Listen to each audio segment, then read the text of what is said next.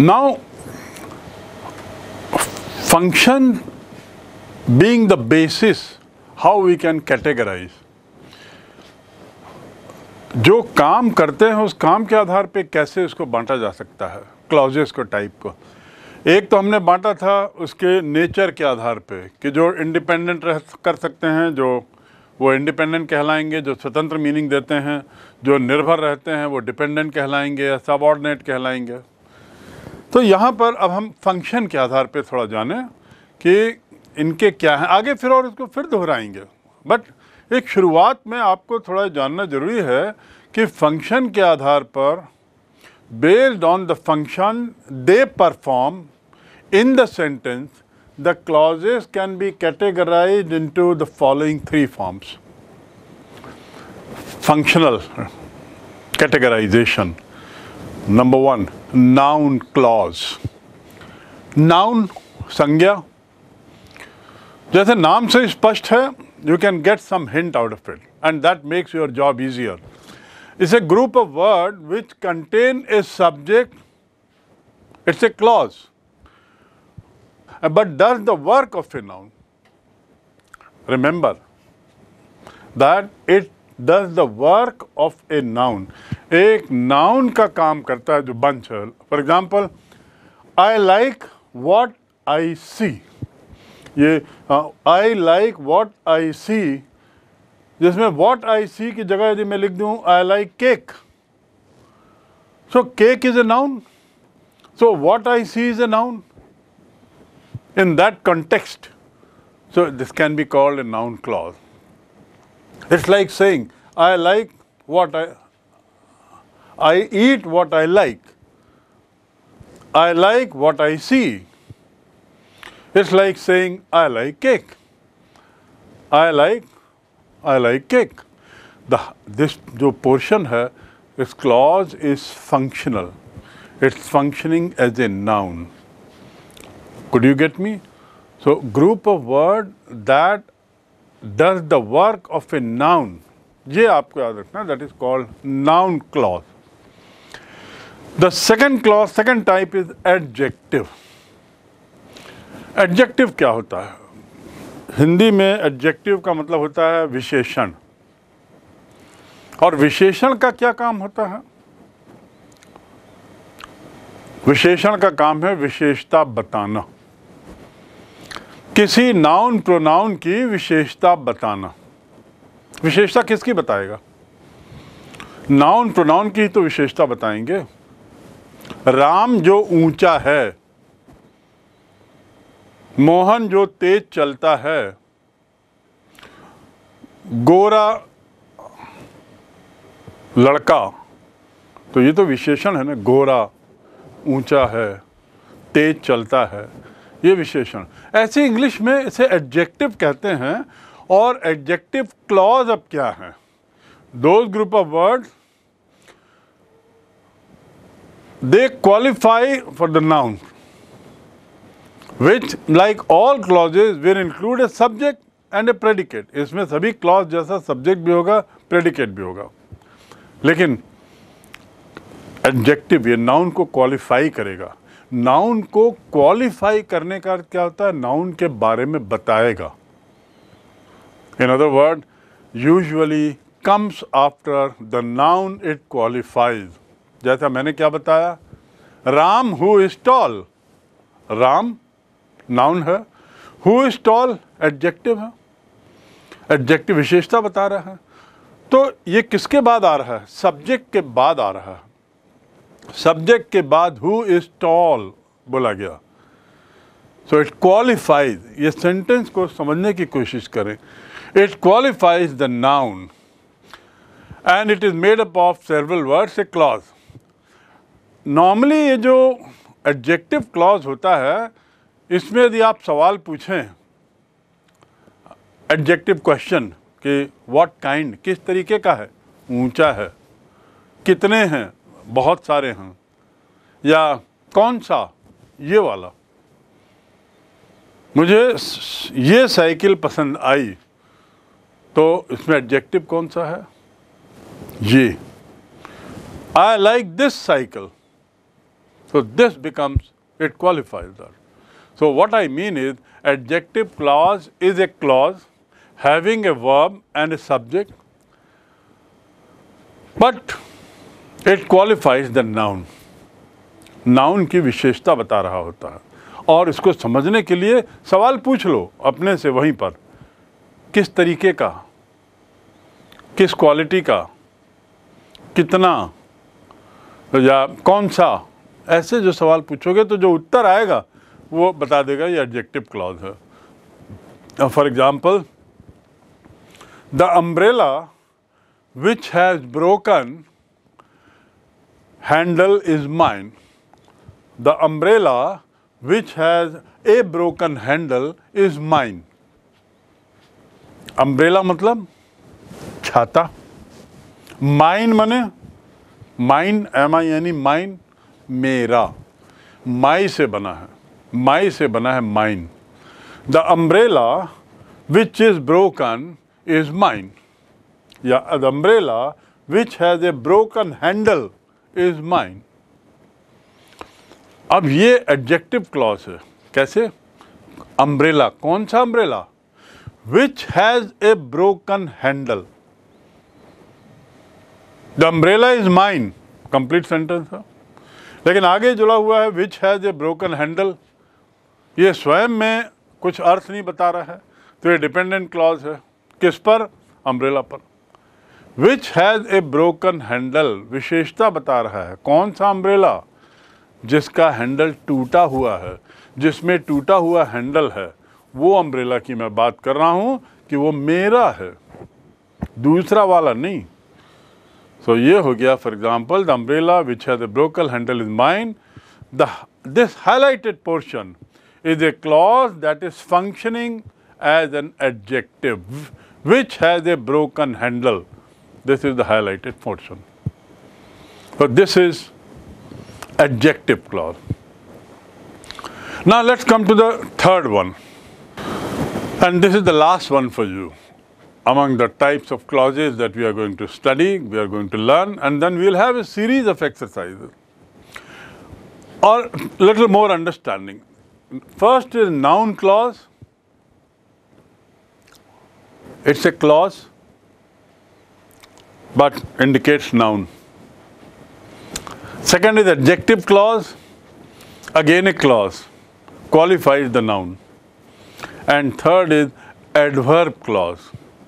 Adverb क्या है? Adverb जो वर्ब की विशेषता बताए। हिंदी में क्या बोलते हैं एडवर्ब क्लॉज को? Adverb clause, verb adverb, verb मतलब क्रिया, जो क्रिया की विशेषता बताए वो वाला क्लॉज क्या कहलाता है हिंदी में? या क्रिया की विशेषता बताने वाला जो ग्रुप है उनको क्या कहते हैं? क्रिया विशेषण।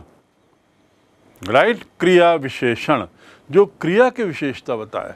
नाउन प्रोनाउन की विशेषता बताने वाला तो विशेषण हुआ, क्रिया की विशेषता बताने वाला वर्ब की, words which qualifies verbs is called adverb. So now here comes the third category based on functions. Based on function, जिस तरीके का फंक्शन है उसके आधार पर third category adverb clause. Again it's a clause does the work of an adverb. एक adverb का काम करता है. और जब एडवर्ब क्लॉज निकालना हो हमको किसी एक सेंटेंस से, तो हाउ, कैसे. वह गिर गया, वह पेड़ से गिर गया, तो गिर गया वर्ब है. कैसे, हाउ, पेड़ से. He fell down from the tree. How? From the tree. When? Where? और for example, why? ये सवाल यदि पूछोगे तो आपको एडवर्ब क्लॉज पता लग जाएगा किसी सेंटेंस के अंदर. जैसा एडजेक्टिव क्लॉज के लिए हमने बताया था क्वांटिटी, कितना, आदि आदि. ये जो विशेषण बताते हैं उनके शब्दों की तरह यहाँ पे क्रिया की विशेषता बताने वाले शब्दों को निकालवाना हो तो क्या सवाल पूछना पड़ेगा? वाई, वेयर, हाउ, व्हेन, कब, क्यों, कैसे, कहाँ, ये सवाल पूछें तो आपको एडवर्ब क्लॉज निकल आएगा। For example, you may sit, you may sit, तुम बैठ सकते हो। यू लाइक इट या यू लाइक, तुम बैठ सकते हो, बीच में खाली स्थान, यू लाइक। क्या शब्द आएगा? वेयर एवर, जहां भी बैठ सकते हो, तुम जहां चाहो वहां बैठ सकते हो। You may sit wherever you like. Sit की विशेषता बता, कहां बैठ सकता हूं? जहां चाहो यार, वेयर एवर यू वॉन्ट। कितना बैठ सकता हूं? 5 घंटा, इट्स अनदर क्लॉज। कैसे बैठ सकता हूं? Cross legged. तो ये क्या बता रहा है? क्रिया की विशेषता, बैठ सकता हूं की विशेषता बता रहा है। तो you may sit wherever you like. This highlighted portion is functioning as adverb, wherever you like, right? So this is about 3 types of clauses that we have studied. Let us have a recap on the types of clauses that we studied. अब clause क्या है? ये तो बहुत ही आधारभूत चीज़ हो गई आपके लिए, बच्चों का खेल हो गया। clause क्या है और clause और phrase में क्या अंतर है, ये भी आप समझ गए हैं। phrase का थोड़ा बहुत मीनिंग निकलता है पर उसके आगे कुछ नहीं, और क्लॉज में वर्ब भी होता है, क्लॉज में सब्जेक्ट भी होता है। तो अभी हमने क्लॉज के बारे में उसके सब पूरे डिटेल्स पढ़े, थोड़ा सा एक रीकैप कर लें इससे पहले हम और एग्जांपल पे जाएं। And let us have it A graphic recap. You have independent clause here which is also called main clause and principal clause, and then you have dependent clause.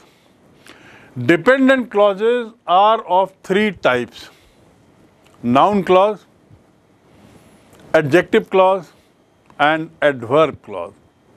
Parts of speech में आपने पढ़ा है, तो उसी parts of speech को लेकर ये बना है। बट ये जरूर आप याद रखें कि डिपेंडेंट क्लॉज के 3 टाइप हैं। इंडिपेंडेंट क्लॉज के बारे में ऐसी कोई बात नहीं है। तो जब भी आप किसी टाइप की बात करें, चाहे नाउन क्लॉज, चाहे एडजेक्टिव क्लॉज, चाहे, समझ जाइए ये डिपेंडेंट क्लॉज की बात कर रहे हैं। In other words, all these 3 clauses are subordinate clause or dependent clauses. They can never be independent clause. Am I right? Now, let us see noun clause. ये 3 जो टाइप थे, that acts as a noun. ये बताया, I believe that I'll go to market. I will pass the examination. That is noun clause. Similarly, we come to the adjective clause that act as adjective. The boy who you saw hates me. The boy who you saw at the bus stop committed suicide. जिसको तुमने देखा वो हो गया। The girl who is leading the parade is my sister. Who is leading the parade is my sister. Adjective है। The third is, can you see the bird that is there on the perched on the table, that is perched on the fence, that is perched on the tree? Perch means what? बैठे होना। ये adjective class के उदाहरण हुए। And similarly next is adverb clause. और remember, don't forget that these clauses are all dependent clauses. These clauses are all subordinate clauses. They are not main clauses. What is adverb clause? Something that acts as an adverb to the independent clause. For example, whether you like it or not, you have to go. चाहे तुम्हें पसंद आए या ना आए, तुम्हें जाना होगा. जाना होगा के लिए क्या है? पसंद आए या ना आए. तो वर्ब जाना होगा के लिए यहाँ पर ये डिपेंडेंट क्लॉज है जो एडवर्ब क्लॉज कहलाएगा, क्योंकि ये वर्ब की विशेषता बता रहा है, पसंद आया ना आए।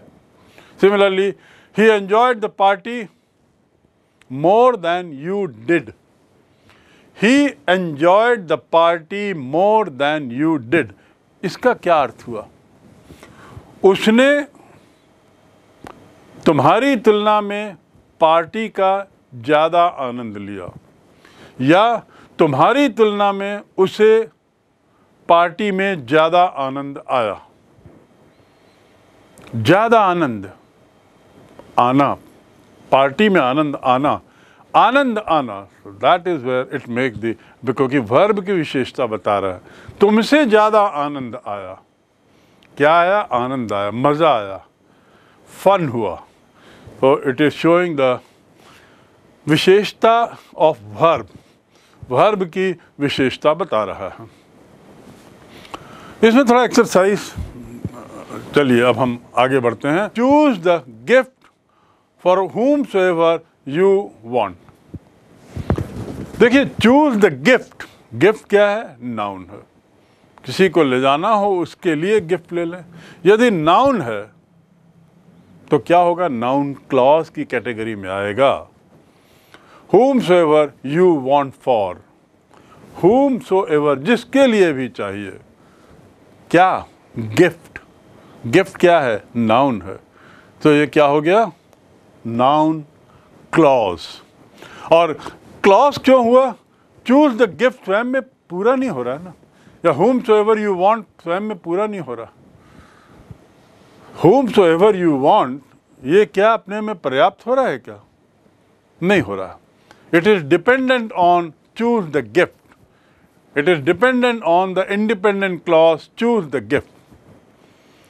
तो आप देखो कैसे नाउन की विशेषता, नाउन को कनेक्ट करता हुआ जो क्लॉज हो वो noun clause. The second is the book that is on the table, the book that is on the table belongs to Rama. Which book? कौन सी किताब की बात हो रही हो? जो टेबल पर रखी है। किताब कौन सी? जो टेबल पर रखी है। That is on the table. So this is what? Adjective. This is what? क्या? Adjective clause. ये विशेषता बता रहा है। कौन सी किताब? Which is blue in color. कैसी किताब? Which is heavy in size. So this is adjective clause. Third is the greatest asset is hard work. The greatest asset is hard work. Asset मतलब क्या? संपत्ति। हमारी सबसे बड़ी संपत्ति क्या है? कठोर परिश्रम। हमारी सबसे बड़ी संपत्ति क्या है? कठोर परिश्रम। संपत्ति क्या है? नाउन। नाउन के साथ जो जुड़ रहा है वो नाउन क्लॉज होगा। नाउन के बारे में जो बता रहा है वो नाउन क्लॉज होगा। और क्या बता रहे हैं कि कठोर, ये संपत्ति जो है, सबसे बड़ी संपत्ति क्या है? Hard work. So is hard work, that is noun clause. We can swim in the past, we can swim in the past as long as we can put on plenty of dress कह लीजिए, plenty of swimming suit कह लीजिए। Right now ये किसको qualify कर रहा है? Swim क्या है? स्विम क्रिया है। क्रिया के लिए बता रहा है कि जब तक हम पर्याप्त कपड़े, पर्याप्त सूट, पर्याप्त ड्रेस, पर्याप्त चीज, प्लेंटी, प्लेंटी यानी क्या होता है? पर्याप्त, पर्याप्त। तो जब तक हम पर्याप्त हैं, तो ये क्रिया किसकी? ये क्रिया की विशेषता बता रहा है। So this is called adverb clause. This is called what? Adverb clause. Am I clear? So, having done these three types of clauses and having tried to understand the three types of clauses are dependent clauses, we move to the next one. या एक और कर ले। What Lata said made her friend cry. ये क्लास कर लेते हैं। What Lata said made her friend cry. Lata ने जो कहा उसने उसके मित्र को रुला दिया। Made her friend cry. What Lata, किसने, जो उसने कहा।